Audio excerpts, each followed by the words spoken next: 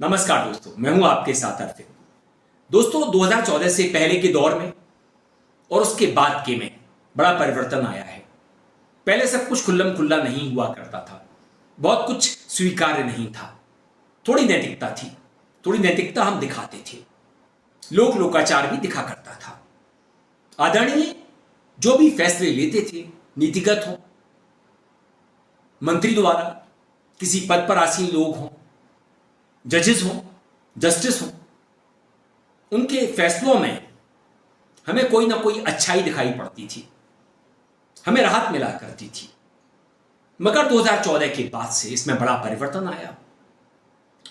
अंधभक्तों को नहीं आएगा, क्योंकि अंधभक्त तो सावन के अंधे ठहरे, उन्हें सब कुछ हरा ही हरा नजर आता है। इकोनॉमी हो, शिक्षा व्यवस्था हो, विदेश नीति हो, भारत की तरक्की हो, हमारी जिंदगी हो, कानून हो, व्यवस्था हो, विधायिका हो, प्रेस हो, सब कुछ, जबकि सबका बेड़ा गर्क हो चुका है।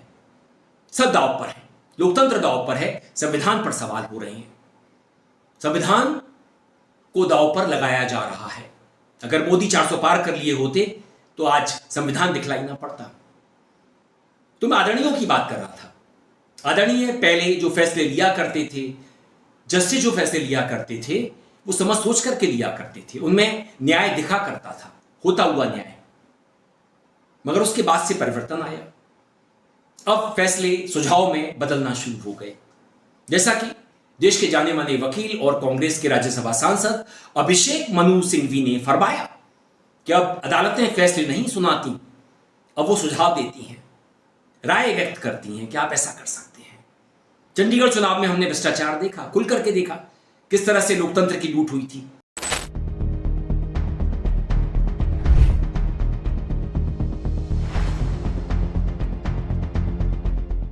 और चंद्रचूड़ साहब ने फैसला तो दे दिया था, मगर मसीह को बचा लिया गया था। इलेक्ट्रल बॉन्ड में भी हमने ऐसे ही देखा, लूट देखी हमने, वसूली हुई थी, मगर कुछ बीजेपी का बिगड़ा नहीं, चंदा मिलता रहा, वसूली होती रही। तो अब आदरणीय जो फैसला लेते हैं, माननीय जो फैसला लेते हैं, जजेस जो फैसला लेते हैं, वो अपने वर्तमान और भविष्य को देख करके लेते हैं। अधिकांश वो पहले अपने वर्तमान को सुरक्षित करते हैं, खुद को सुरक्षित करते हैं, अपने भविष्य के लिए सोचते हैं कि हमारा कुछ ध्यान रखा जाएगा या नहीं, हम संसद में कैसे पहुंचेंगे, मंत्री कैसे बनेंगे, किसी लोकतांत्रिक संस्था के अध्यक्ष, चेयरमैन कैसे बना दिए जाएंगे, चुनवा दिए जाएंगे, बैठा दिए जाएंगे, किसी राज्य के राज्यपाल बनवा दिए जाएंगे। तो अब वर्तमान को ही ये सुरक्षित नहीं करते, भविष्य को भी करने की पूरी कोशिश करते हैं, पूरा जतन करते हैं। राहुल को लेकर के सुप्रीम कोर्ट के जस्टिस दीपांकर दत्ता ने जो कुछ कहा, वो किसी को भी अच्छा नहीं लगा होगा अगर उसे लोकतंत्र से प्यार है। वो नेता प्रतिपक्ष को जरा भी समझता है, राहुल गांधी को। It's a known fact that China is sitting on 4,000 square kilometers of our territory. I was shocked some time back to see that our foreign secretary was cutting a cake with the Chinese ambassador.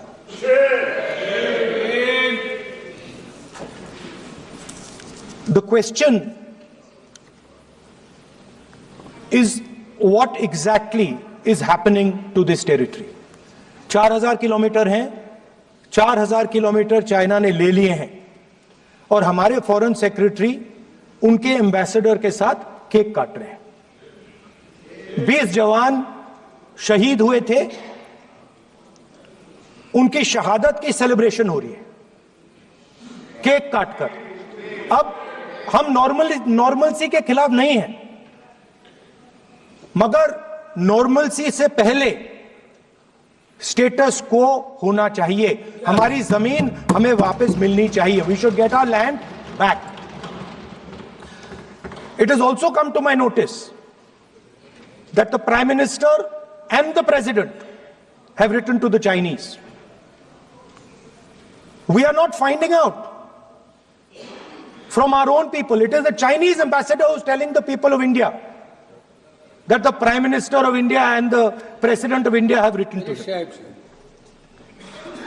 Foreign policy is about managing the external countries.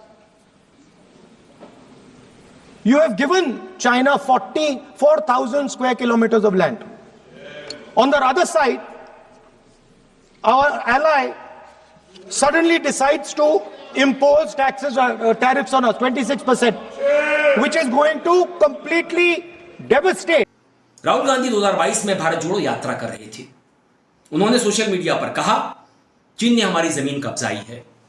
और ऐसा तो BJP के वरिष्ठ नेता सुब्रमण्यम स्वामी भी कई बार कह चुके हैं, कैमरे पर कह चुके हैं, चीन ने हमारी 4600 वर्ग किलोमीटर जमीन कब्जाई है। सरकार पर सवाल खड़े करते हुए स्वामी ने अपने ट्वीट में लिखा, अगर अप्रैल 2020 से मोदी चीन को लद्दाख में भारत की 4056 वर्ग किलोमीटर अविवादित भूमि हड़पने की अनुमति दे सकते हैं और फिर भी कोई आया नहीं घोषित कर सकते हैं, साथ ही चीन को आक्रामक बताने से भी इनकार कर सकते हैं, तो वो जाहिर तौर पर चीन से समझौता कर रहे हैं। शी जिनपिंग के नेतृत्व वाले चीन ने एक बार फिर दिखा दिया है कि चीन भले ही भारत माता को जंजीरों में जकड़ना जारी रखे और उन्हें हमारी जमीन से अलग कर दे, मोदी केवल विलाप करते हुए यही कहते रहेंगे कि कोई आया नहीं।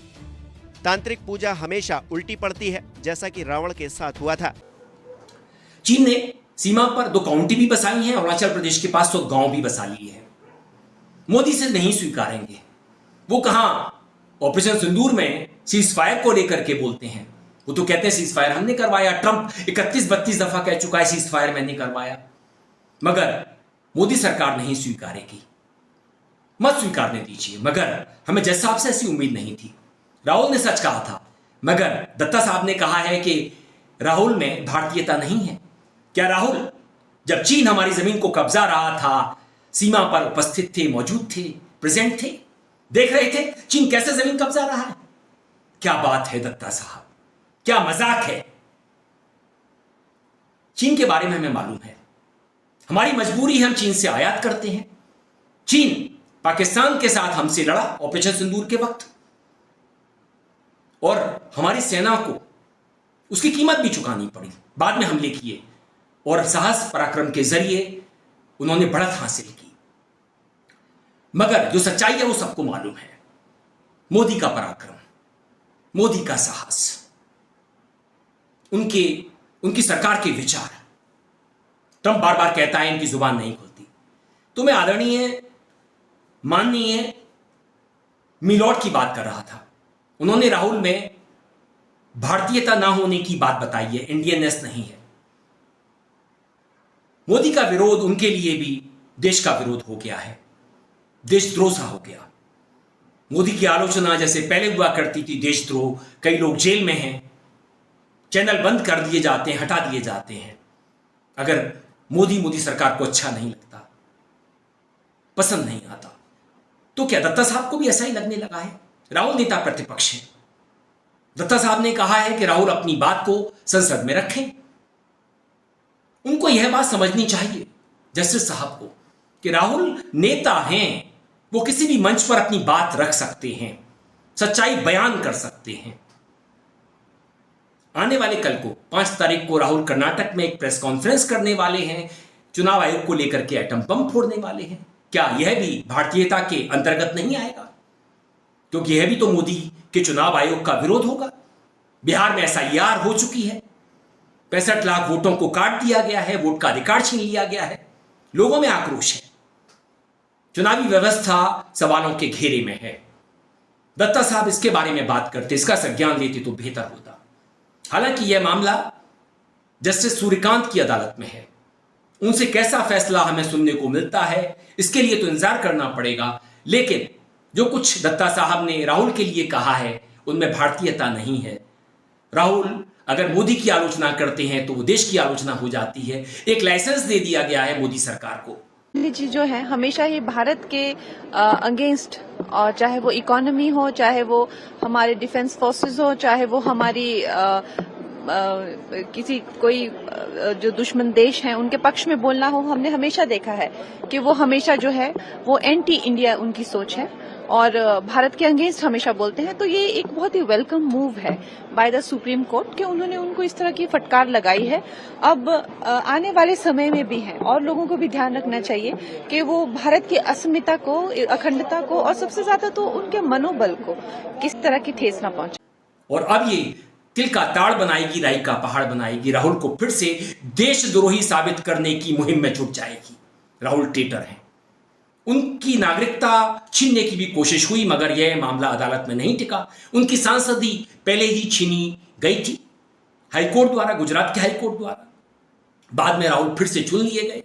राहुल योद्धा हैं, लड़ाका हैं, जीत करके आएंगे, जीत करके नया भारत बनाएंगे। वो लोकतंत्र के लिए, देशवासियों के लिए, उनके अधिकारों के लिए लड़ रहे हैं।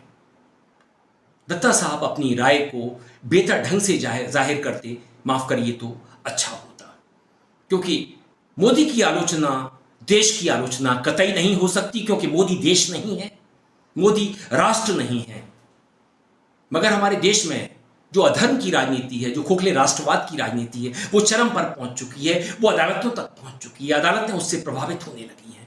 ये बड़ा खतरा है देश के लोकतंत्र के लिए, संविधान के लिए भी। दोस्तों, वीडियो पसंद आए तो आप इसे दोस्तों साथियों में खूब शेयर कीजिए, इसे लाइक कीजिए, चैनल को सब्सक्राइब कीजिए। अपनी राय मुझे मेल आईडी और कमेंट बॉक्स में आप भेज सकते हैं। नमस्कार।